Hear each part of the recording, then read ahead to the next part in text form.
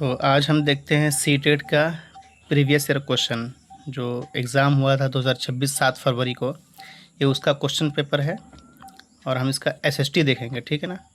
SST चूँकि 60 number का रहता है और एसएसटी का सिलेबस बहुत ज़्यादा लंबा रहता है। सीडीपी 30 का रहता है, एसएसटी 60 का, लैंग्वेज 1 30, लैंग्वेज 2 30, ठीक है। तो हम लोग जो है वो 10 क्वेश्चन तक कर लिए थे। यहाँ से शुरू होता है एसएसटी का। आज हम देखेंगे 41 नंबर से, ठीक है। एसएसटी पेपर 2 क्वेश्चन क्या है, यहाँ देखिए। क्वेश्चन नंबर 41, निम्नलिखित कथनों पर विचार कीजिए।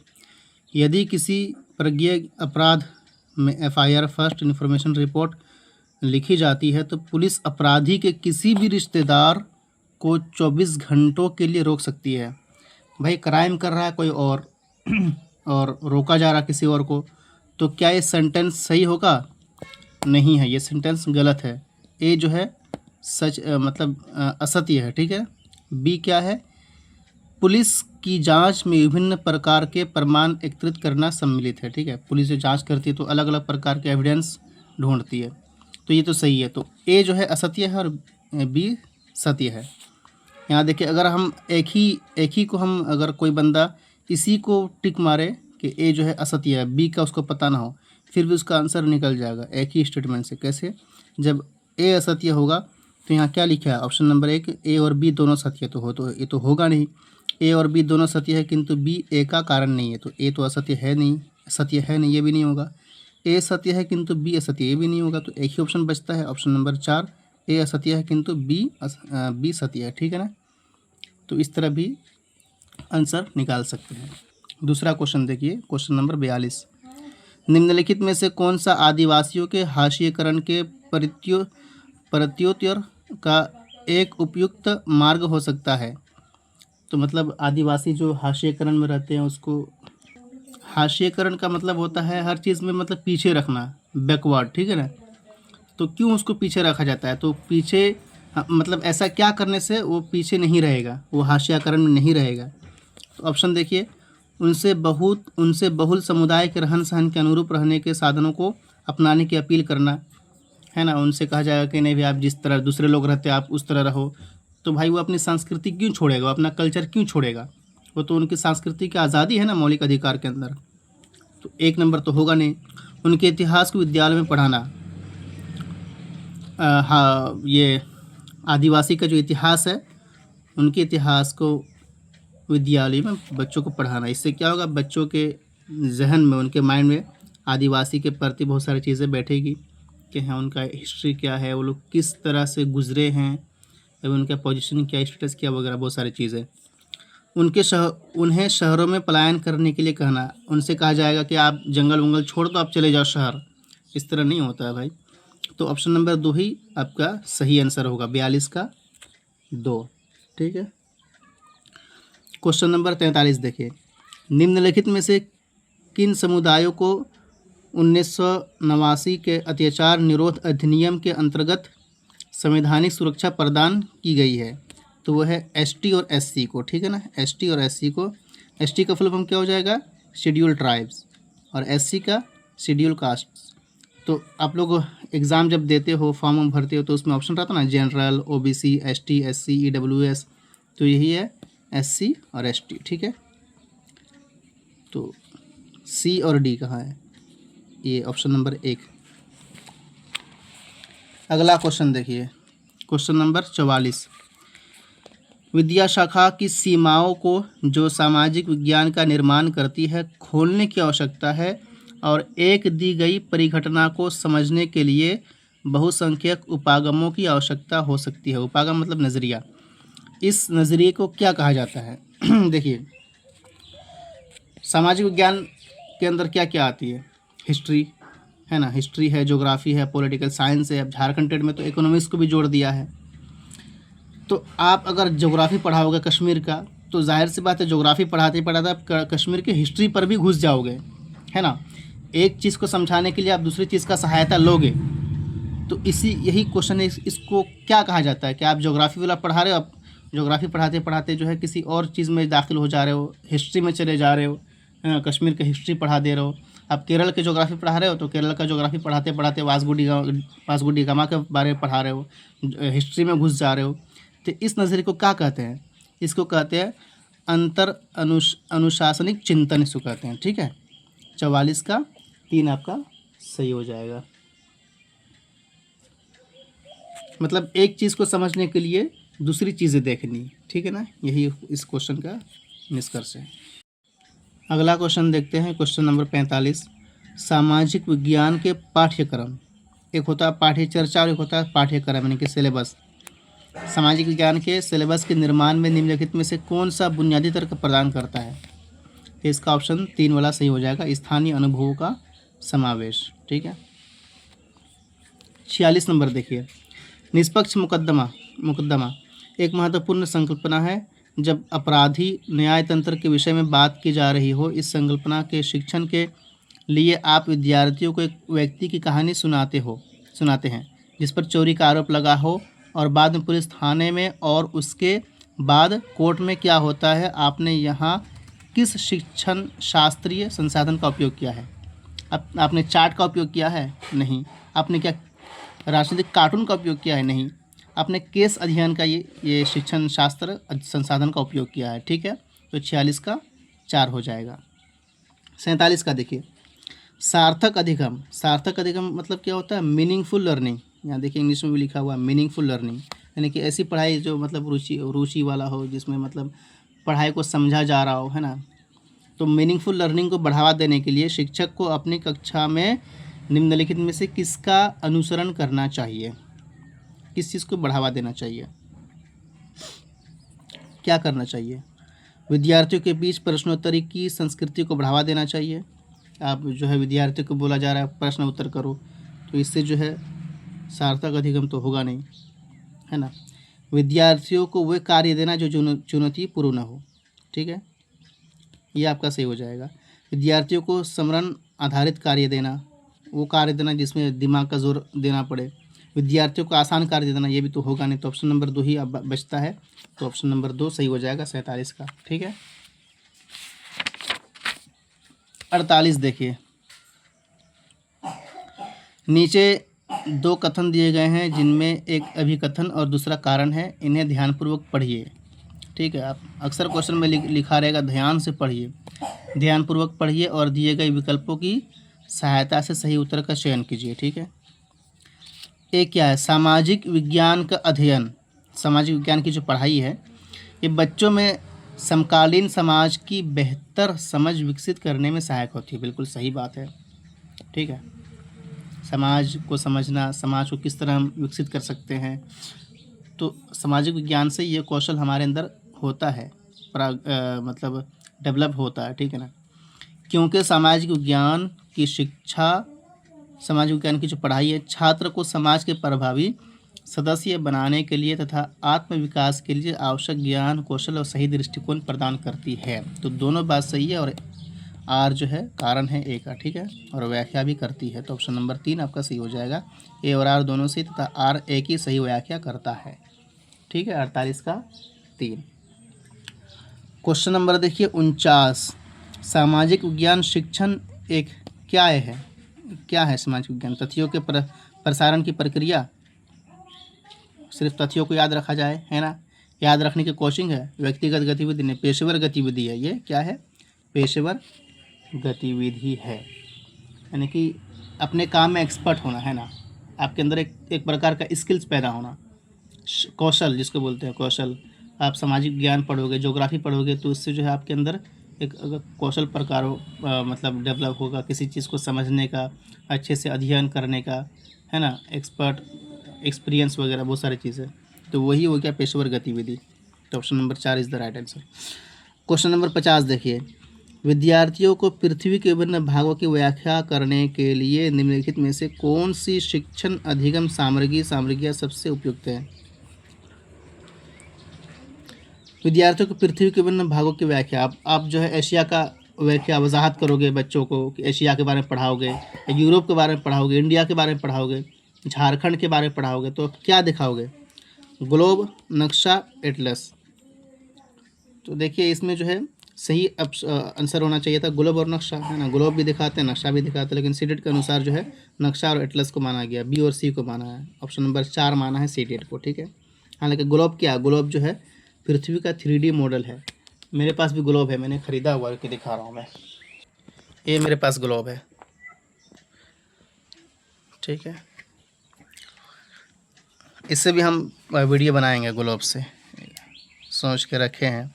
ज्योग्राफी का बनाएंगे जिसमें लैटीट्यूड लॉन्गिट्यूड, है ना, और उत्तरी ध्रुव, दक्षिणी ध्रुव और कर्क रेखा, मकर रेखा, ये सारी चीज़ें ना, international date line, international time line, time कैसे निकालते हैं, समुंदर हो गया, उसके बाद बड़े बड़े बर्रे आज़म जिसको बोलते हैं, महादेश हो गया, सब कॉन्टिनेंट्स, है ना, और वेस्ट क्या हो गया, ईस्ट किसे कहते हैं। तो ये सारी चीज़ें उसमें हम वीडियो बनाएंगे, ठीक है। तो सीटेट और जेटेट दोनों के लिए कॉमन रहेगा। अगला क्वेश्चन देखिए, क्वेश्चन नंबर 51। निम्नलिखित में से कौन सी ऐसी पढ़ाई है पढ़ाने का तरीका है जो बच्चों के लिए सामाजिक विज्ञान को आनंदप्रद बनाने के लिए शिक्षक द्वारा प्रयोग किया जाना चाहिए। मतलब आप किस तरह पढ़ाओगे बच्चों को कि बच्चे जो है आनंद के साथ पढ़े, रुचि के साथ पढ़े, है ना। संग्रहालय की यात्रा का आयोजन, म्यूज़ियम आप दिखाने ले जाओगे तो वो बच्चे जो है रुचि के साथ देखेंगे उन सारी चीज़ों को।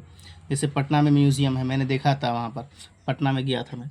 और इसके बाद हज़ारदुआर में भी है, मुर्शिदाबाद में हज़ारदुआरी करके म्यूज़ियम है सिराजुद्दौला का, है ना। आप SST पढ़ रहे हो तो सिराजुद्दौला के बारे में पढ़ोगे, हाँ, कि बंगाल विभाजन कैसे हुआ, 1705 को हुआ, है ना। बंगाल को अलग किया गया 1705 में,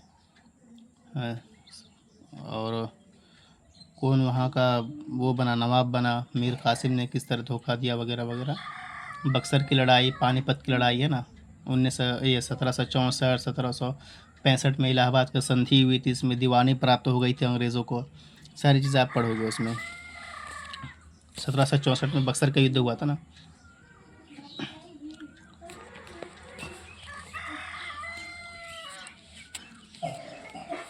अगला क्वेश्चन देखिए, इसका ना, संग्रहालय की यात्रा का आयोजन, ठीक है, ये तो सही है।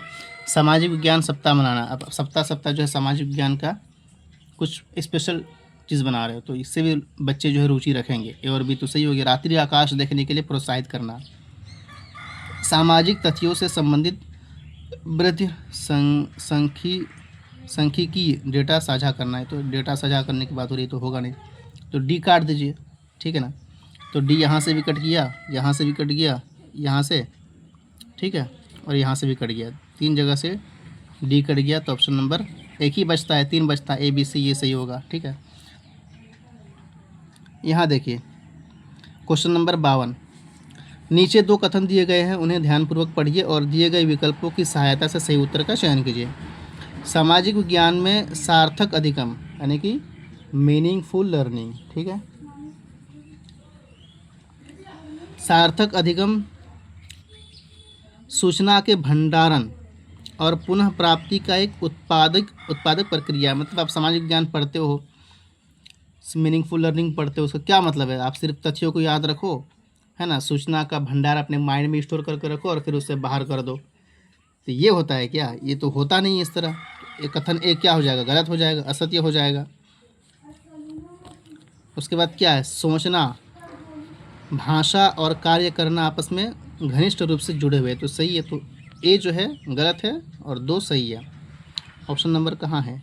एक कथन सही है तो ए तो सही है नहीं, एक कथन गलत है परंतु एक कथन ए गलत है परंतु कथन 2 सही है, तो ऑप्शन नंबर 2 आपका सही हो जाएगा, ठीक है। 52 का 2 सही हो जाएगा। इसलिए कि सामाजिक विज्ञान में जो पढ़ते हो तो सिर्फ रट्टा मार करके सिर्फ सूचना तिथियों को याद करके रखोगे, फिर उसे कहीं भी प्रदर्शन में बता दोगे, तो इस तरह नहीं होता है भाई। आप जो है सामाजिक विज्ञान को पढ़ करके उसके माध्यम से चीज़ों को समझना, अपने अंदर जो है कौशल को डेवलपमेंट करना, है ना, समाज के लिए मतलब कुछ विकसित बनाना कि पहले क्या क्या गलती हुई थी, उन गलतियों को नहीं दोहराना है। तो सारी चीज़ें जो है ना पढ़ करके आप करोगे तो यही तो मकसद है पढ़ने का, सामाजिक विज्ञान पढ़ने का, सिर्फ तथ्यों को याद करके उसे रटना और बाहर निकालना, तो ये मकसद नहीं है। तो ऑप्शन नंबर ए जो है, मतलब कथन ए तो गलत हो गया वैसे, ठीक है ना। ऑप्शन नंबर 53 देखते हैं। क्वेश्चन नंबर 53 स्टेटमेंट है, ठीक है। देखिए यहाँ भी लिखा, ध्यानपूर्वक पढ़िए। लोकतांत्रिक पद्धति में अधिकारों के केंद्रीकरण जैसे पंचायती राज व्यवस्था ने बहुत महत्व हासिल कर लिया है। तो ये ऑप्शन, ये कथन ए गलत हो जाएगा। क्यों? इसलिए कि लोकतांत्रिक पद्धति में अधिकारों के केंद्रीकरण नहीं है। केंद्रीकरण मतलब सारी शक्ति जो है अधिकारियों के पास हो जाना, ऐसा नहीं है। सारी शक्ति केंद्रीकरण नहीं होता है, बल्कि विकेंद्रीकरण है, ठीक है। हमारे यहाँ इंडिया में, लोकतांत्रिक देश में विकेंद्रीकरण है। पावर जो है ऊपर राष्ट्रपति से नीचे आते आते सरपंच तक जो है पावर हर एक को मिला हुआ है, ठीक है। सरपंच का भी पावर है, गांव के प्रधान का भी पावर है। अब जब वंशावली बनाते हो, जाति निवासी बनवाने के लिए कास्ट सर्टिफिकेट और ये रेसिडेंट सर्टिफिकेट, तो वंशावली में साइन किसका लगता है? प्रधान का लगता है, मुखिया का भी लगता है। तो ऊपर से लेकर नीचे तक पावर बटा हुआ है, ठीक है। तो विकेंद्रीकरण है, केंद्रीकरण नहीं है। तो कथन ए असत्य है, ठीक है। पंचायती राज व्यवस्था का उद्देश्य लोगों की सहभागिता के स्तर को ऊंचा उठाना, तो ये सही हो जाएगा। कथन ए गलत है, ठीक है। कथन ए सही है नहीं, कथन ए गलत है, परंतु 2 सही है। तो ऑप्शन नंबर 2 आपका सही हो जाएगा, ठीक है। 53 का 2। चलिए क्वेश्चन नंबर 54 देखते हैं। पल्लव जो है 500-600 साल उसने हुकूमत की थी, और उसका जो राजधानी था ना, कांचीपुरम था, ठीक है। अभी तमिलनाडु में है कांचीपुरम, वहाँ की राजधानी। पल्लवकालीन सभाएं अपनी उपसमितियों के जरिए विभिन्न तरह के काम जैसे सिंचाई, वो लोग ना बहुत आगे निकले हुए थे, मतलब हर चीज़ में वो लोग आगे थे। सड़क निर्माण हो, मंदिर का हो, उसके बाद सिंचाई वगैरह, मतलब सारी चीज़ें जो है, जो एक समाज को बेहतर बनाने के लिए किया जाना चाहिए, तो सारी की सारी चीज़ों में लोग टॉप पे थे, ठीक है ना, पल्लव वाले। सड़क निर्माण, स्थानीय मंदिरों की देखरेख आदि करती थी। इनके कार्य संचालन की बारीकियों से विद्यार्थियों को रूबरू करवाने के लिए निम्नलिखित में से कौन सी बाल केंद्रित गतिविधियाँ की जा सकती है? विद्यालय परिसर में कार्य विभाजन का वर्णन करना, कक्षा संचालन के लिए बनाए गए अलग अलग समूहों का उदाहरण देना, पल्लवकालीन सभाओं की वास्तविक यात्रा करवाना। आप तमिलनाडु थोड़ी जाओगे वहाँ दिखाने के लिए, है ना।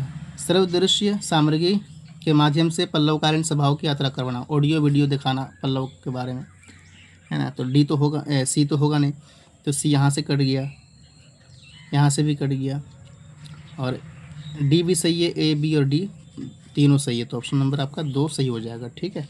54 का 2। 55 नंबर देखते हैं।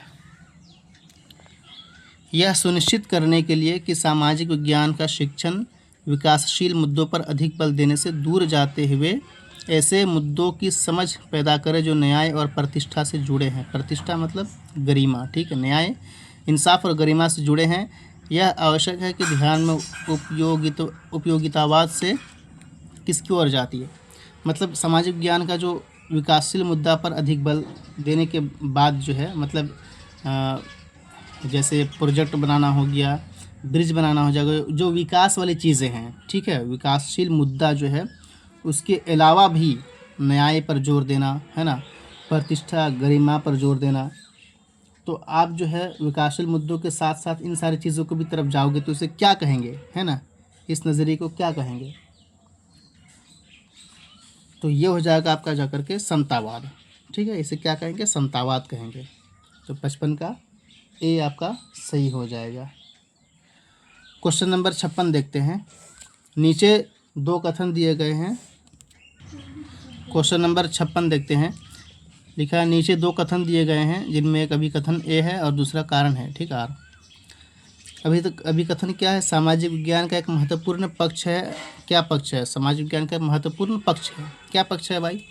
अलग अलग भाव वाले उत्तर, अलग अलग तरीके वाले उत्तर दिया जाता है सामाजिक विज्ञान में, या कभी कभी पूरा का पूरा उल्टा उत्तर की संभावना होती है, ठीक है। अलग अलग तरीके से आंसर दिया जाता है। कभी कभार क्या होता है, पूरा विपरीत ही उत्तर की संभावना होती है। तो ये सामाजिक विज्ञान में होता है इस तरह, अलग अलग तथ्यों के साथ अपने अपने नज़रिए के साथ जो है जवाब दिया जाता है ना।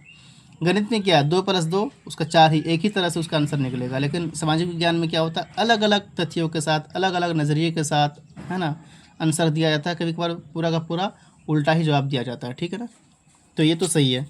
सामाजिक विज्ञान के शिक्षक के लिए पीठासन होकर प्रवचन देने के पारंपरिक आदत से हटाना ज़रूरी है।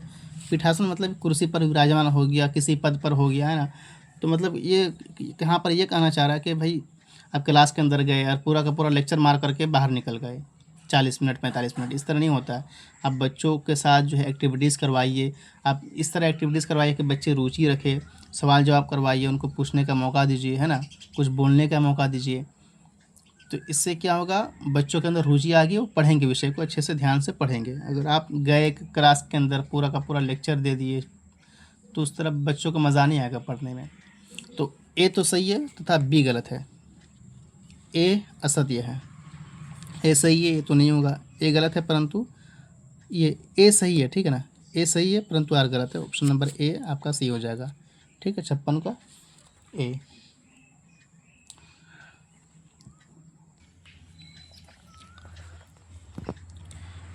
लेकिन यहाँ पर एक क्या व्याख्या करता है, तो व्याख्या नहीं करता है, ठीक है। यहाँ पर ये दो चीज़ें रह गई थी, ए और आर दोनों सही है परंतु आर ए की व्याख्या नहीं करता है। सीटेट में इसको 4 नंबर ने माना है, ठीक है। तो 4 नंबर आपका सही हो जाएगा। क्वेश्चन नंबर देखते हैं 57। भारतीय उपमहाद्वीप में लोहे का प्रयोग लगभग 3000 साल पहले शुरू हो गया था। तो 1000 कब्ल मसीह यानी कि 1000 ईसा पूर्व, ठीक है, BCE before common era, 1000 before common era शुरू हो गया था ना, कि आज से 3000 साल पहले लोहा का प्रयोग हो गया था। इसलिए तो ये मौर्य एम्पायर जो है बहुत ज़्यादा शक्तिशाली थे, इसलिए कि उनके ज़माने में लोहा का उपयोग होता था, है ना।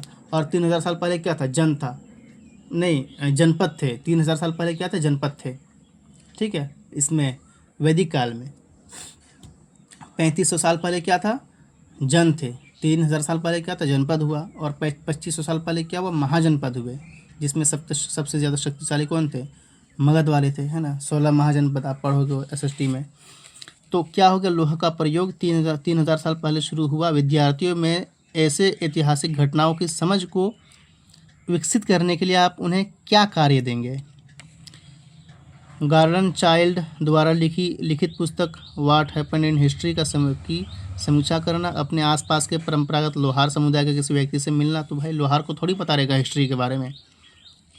शिक्षक की देखरेख में किसी कारखानों में जाना, शिक्षक के देखरेख में दक्कन में अवस्थित किसी महापाषाण स्थान का भ्रमण कर जानकारी एकत्रित करना। महापाषाण मतलब, महापाषाण क्या होता है, महापाषाण काल, आज से 3000 साल पहले जो काल है ना, महापाषाण काल, खास करके महाराष्ट्र में एक घोड़ा नदी के किनारे जो है बहुत सारे जो है मेगालिथ मिले हैं। तो महापाषाण काल आप 6 क्लास में पढ़ोगे, ठीक है, महापाषाण काल। तो आपका ए सही हो जाएगा, 57 का ए सही है आपका। 58 देखिए,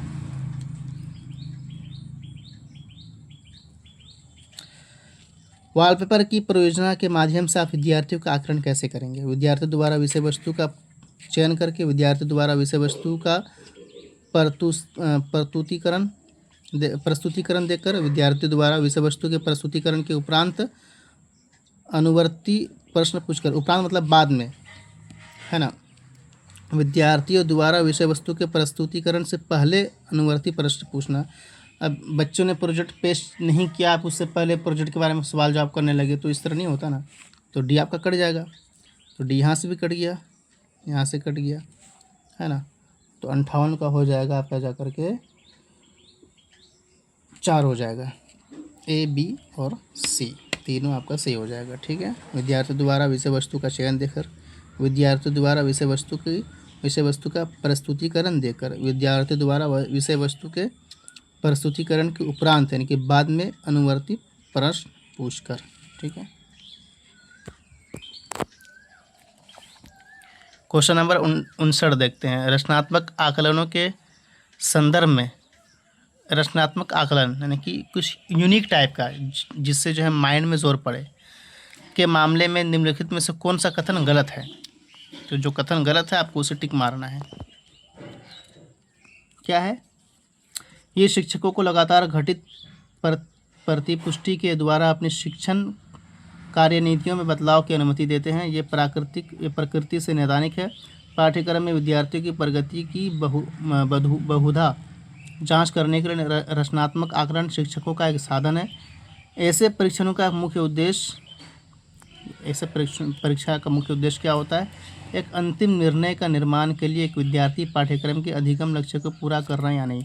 आप एग्ज़ाम ले रहे हो, ठीक है, और एग्ज़ाम का आप टारगेट ये है कि देखते हैं बच्चा जो है लक्ष्य को पूरा कर रहा है नहीं कर रहा है, जो सिलेबस है उसको पूरा अच्छे से पढ़ा कि नहीं पढ़ा है ना। तो ये जो है आपका नेगेटिव हो जाएगा, ठीक है ना, ये नेगेटिव हो जाएगा। आप जांच कर रहे हो अंतिम निर्णय के निर्माण के लिए विद्यार्थी पाठ्यक्रम के अधिगम लक्ष्य को पूरा कर रहे हैं या नहीं कर रहे हैं, तो आप उस पर जोर दे रहे हो कि सिलेबस और लक्ष्य को पूरा करो, तो नेगेटिव पॉइंट हो जाएगा। इसलिए ऑप्शन नंबर 4 आपका सही हो जाएगा, ठीक है। 60 नंबर देखिए, परीक्षा जो लिया जाता है इसके मामले में क्या सही है? यह केवल प्रवेश का आधार है एडमिशन के लिए? यह विद्यार्थियों के गुणों का परीक्षण नहीं है? बिल्कुल है। यह आलोचनात्मक परीक्षण का आधार है? यह तुलना का मानक नहीं है? तो ऑप्शन नंबर 3 सही हो जाएगा, ठीक है। परीक्षा क्यों लिया जाता है? यह आलोचनात्मक परीक्षा का आधार है। आप देखा जाता है कि बच्चा जो है कहाँ सही कर रहा, कहाँ गलत कर रहा, कहाँ पर बच्चे की कमज़ोरी है, उसको जो है कहाँ पर सिखाने की ज़रूरत है, नैदानिक कार्य जिसको बोलते हैं ना, कहाँ सही कहाँ गलत हो रहा है, तो वो सारी चीज़ें जो भी इसमें शामिल है, ठीक है। आलोचनात्मक परीक्षा का आधार है।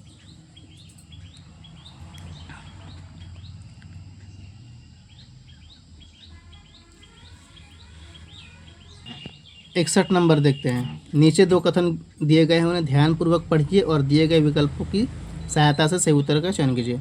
अधिगम एक सतत प्रक्रिया है, एक कंटिन्यू चलने वाली प्रक्रिया है। अधिगम मतलब क्या है? लर्निंग, सीखना, ठीक है। सीखना क्या लगातार चलते रहता है, सही बात है। विद्यालय बॉर्डर के बाहर अधिगम नहीं हो सकता, तो भाई विद्यालय के बाहर ही बच्चा सीखता रहता है। तो ए सही है परंतु बी गलत है, ठीक है। ए सही है परंतु कथन 2 गलत है, तो ऑप्शन नंबर ए आपका सही हो जाएगा, 61 का ए। 62 नंबर देखते हैं। नीचे 2 कथन दिए गए हैं, ए और कारण, ए और आर, ठीक है। कथन ए क्या है? परीक्षण का एक नैदानिक कार्य है कि किसी विशेषता की उपस्थिति या अनुपस्थिति को इंगित करना। क्या है नैदानिक कार्य? कि कहाँ गलत कर रहा, कहाँ सही नहीं, कहाँ सही कर रहा है ना। क्योंकि परीक्षण, ये तो सही है सर, ये सही है, क्योंकि परीक्षण एक घटना या एक स्थिति है जिसमें प्रश्नों या समस्याओं का एक समूह शामिल होता है। परीक्षा में क्या होता है? बहुत सारे प्रश्न होते हैं जो किसी व्यक्ति की अधिगम गुणवत्ता का विश्लेषण करता है कि बच्चा जो है कहाँ तक सीखा है, उसने कहाँ तक सीखा है, क्या सीखा है, क्या उनसे गलती हो रही है ना, उसकी विश्लेषण करता है। उसके जो गुण होते हैं उनके विश्लेषण करता है, या उनके ज्ञान क्षमताओं के आदि निर्धारण करता है। तो दोनों सही है, ए और आर दोनों सही है, ठीक है, और सही व्याख्या भी हो रहा है, तो ऑप्शन नंबर 3 आपका जाकर के सही हो जाएगा। 63 नंबर देखिए, नीचे 2 कथन दिए गए, ध्यानपूर्वक पढ़िए। विद्यालय शिक्षा में जो विद्यालय में बच्चे पढ़ते हैं, पेपर पेंसिल परीक्षण शिक्षार्थियों के परीक्षण का एकमात्र तरीका है। सिर्फ पेपर और पेंसिल से ही परीक्षा लिया जा सकता है क्या? नहीं, और भी बहुत सारे तरीके होते हैं। कलम से परीक्षा लिया जाता है ना, क्या मॉक टेस्ट होता है, एक्टिविटीज़ करवा के परीक्षा लिया जाता है, प्रश्न उत्तर करके परीक्षा लिया जाता है। सिर्फ पेपर और पेंसिल से परीक्षा नहीं लिया जाता भाई। तो ये आपका ए सेंटेंस गलत हो जाएगा, ठीक है। कथन 2 क्या है? विद्यालय में परीक्षण के दौरान शिक्षार्थियों मतलब विद्यालयों में परीक्षा के दौरान जो परीक्षा दे रहे हैं उसके प्रदर्शन को बताने के लिए संख्या या मूल्यों का निर्धारण कर दिया जाता है। ये भी सही है कि आप इतना नंबर लाओगे तो फेल हो जाओगे, इतना नंबर लाओगे तो पास होगे, इतना नंबर लाओगे तो 1+ ग्रेड आपको मिलेगा, इतना नंबर लाओगे तो आपको प्रमोट किया जाएगा। तो इसको निर्धारित किया जाता है, ठीक है। तो ए और आर दोनों, वो ए तो गलत हो गया इसलिए कि सिर्फ पेपर पेंसिल नहीं है, मॉक टेस्ट होता है, कुछ प्रश्न उत्तर करके एग्ज़ाम लिया जाता है। उसके बाद जो है एक्टिविटीज़ करवा करके, खेल कूद करवा करके जो है ना, प्रतिस्पर्धा करवा करके एग्ज़ाम लिया जाता है। तो एक कथन ए गलत है और कथन 2 सही है, ठीक है। ए असत्य है, कथन ए गलत है परंतु कथन 2 सही है, तो आपका ऑप्शन नंबर 2 आपका सही हो जाएगा, 63 का 2, ठीक है। ये क्वेश्चन देखिए, वह स्थान जहाँ दस्तावेज और पांडुलिपियाँ जहाँ हाथ से लिखी जाती है ना, जो भुर्ज नामी दरख्त के छाल पर लिखी जाती है या लिखी जाती थी, है ना, इसलिए ताड़ के पत्तों पर लिखी जाती थी, पांडुलिपियाँ भंडारित की जाती है तथा वर्तमान में सभी राष्ट्रीय और राज्य सरकारों के पास ये है, जहाँ वे अपने सभा प्राचीन कार्यालयीय अभिलेख और कार्य विवरण रखते हैं, क्या कहलाता है? संसद में ये सब होता है? नहीं होता है। सचिवालय में नहीं होता है, पुस्तकालय में भी नहीं होता, तो ये अभिलेखगार में होता है, आर्काइव में रहता है ये सारी चीज़ें। आप पढ़ोगे 8th क्लास में 1920 का अभिलेखगार जो अंग्रेज़ों ने बनाया था, 1920 में एक अभिलेखगार बनाया था, तो अभिलेखगार के अंदर ये सारी चीज़ें होती है, ठीक है। Option number 2। क्वेश्चन नंबर 65 देखते हैं, तमिल क्षेत्र से संबंधित निम्नलिखित में से कौन सा कथन गलत है? जो कथन गलत है उसको चुनना है। चोल, चेर और पांड्या 3 परिवार थे, ठीक है ना, ये बिल्कुल सही है। दक्षिण इंडिया में 3 परिवार थे जो बहुत ज़्यादा शक्तिशाली थे, बहुत ज़्यादा चर्चित थे, चोल, चेर और पांड्या। 3 मुखियाओं में प्रत्येक के पास सत्ता के 3 केंद्र थे, तो ये आपका गलत हो जाएगा। तो 65 का ऑप्शन नंबर 2 आपका जो है राइट आंसर है, ठीक है। यहाँ देखिए, राज्य और धर्म के मध्य संबंध वर्तमान समय में भारतीय राजनीति में वाग्युद्ध का आधार हो सकता है, पर इतिहास व्यवहार समाधान प्रस्तुत करता है। उपयुक्त अभिकथन के लिए जो उपयुक्त कारण है उनका चयन कीजिए। मंदिर पर आया, आर्थिक व्यवस्था और समाज के लिए केंद्रित थे, बिल्कुल सही है। मंदिर क्या था? पहले आर्थिक समाज और आर्थिक व्यवस्था के लिए, समाज के लिए केंद्र था। रामदासपुर का नगर हरमंदर साहिब नामक केंद्रीय गुरुद्वारे के आसपास विकसित किया गया था, सही है।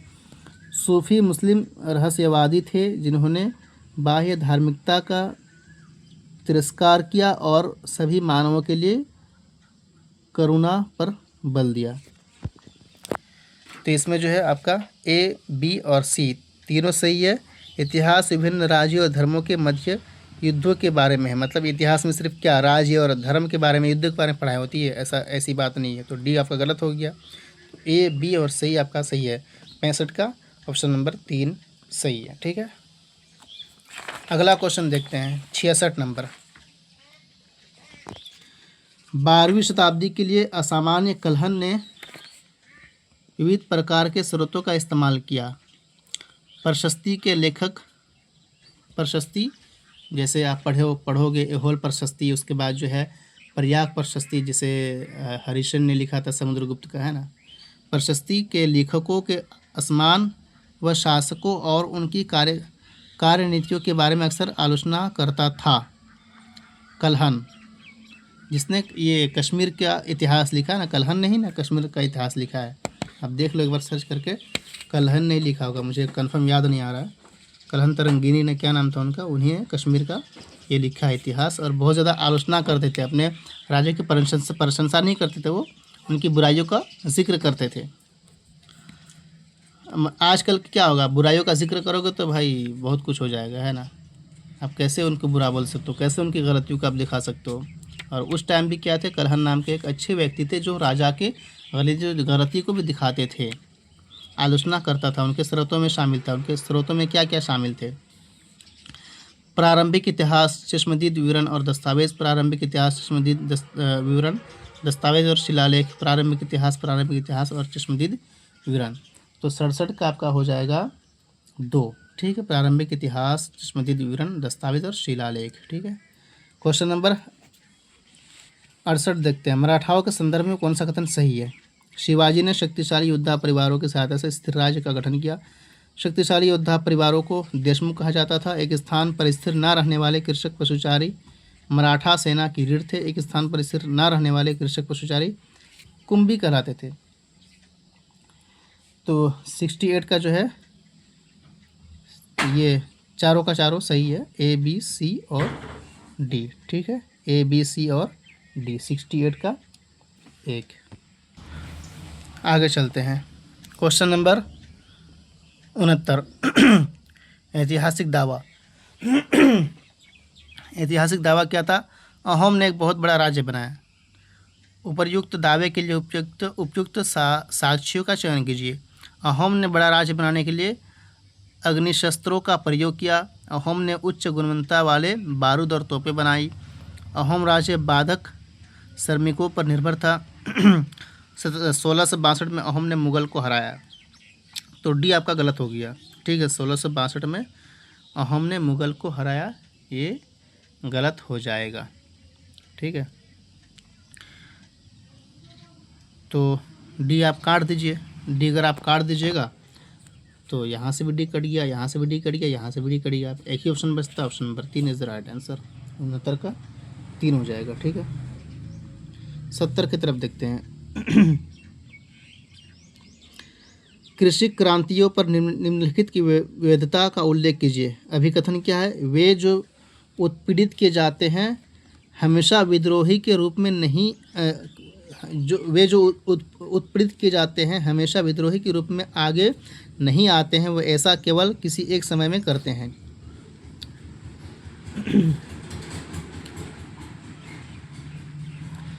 (1869) में नील के किसानों ने महसूस किया। बिहार का मामला आया था ना, बिहार में जो गए थे चंपारण। नील के किसानों ने महसूस किया कि उन्हें रोपने वालों के विरुद्ध स्थानीय ज़मींदारों का समर्थन प्राप्त है। महिलाएं बर्तनों, पतीलों और रसोई के अन्य उपकरणों के साथ युद्ध के लिए आगे आई। तो तीनों आपका सही हो गया। अभिकथन, कारण और परिणाम आपका तीनों का तीनों सही है। ठीक है, तो 70 का 3 सही हो जाएगा।